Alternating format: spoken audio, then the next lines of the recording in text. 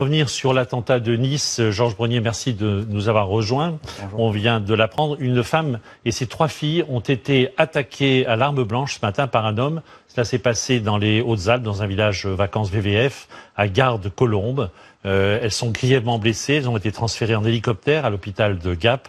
Leur agresseur a été arrêté sur place. D'après les premiers éléments, et c'est pour cette raison que vous êtes avec nous, l'agresseur aurait reproché aux victimes d'être trop légèrement vêtues. Est-ce que vous avez des précisions, Georges ? C'est sa scène extrêmement violente et rapide qui s'est déroulée vers 10 h ce matin avec cet homme qui est âgé de 37 ans. Il est d'origine maghrébine, il est inconnu des services de renseignement. Il ne fait pas l'objet, vous savez, de ces fameuses fiches S. Il s'est donc dirigé vers ce petit groupe, une mère de famille, 3 filles âgées de 8 à 14 ans, évidemment vêtues comme pendant des vacances d'été, surtout avec cette chaleur-là. Et c'est bien cette tenue trop légère aux yeux de l'agresseur, qui est, semble-t-il, le mobile de l'agression. Il leur aurait reproché justement ces vêtements indécents à ses yeux. C'est pour ça que les enquêteurs, évidemment, s'intéressent beaucoup à un motif possiblement religieux. L'enquête va le déterminer. Il est beaucoup trop tôt pour parler d'un acte terroriste, d'un acte lié à l'islam radical, même si c'est évidemment une piste qui intrigue beaucoup actuellement.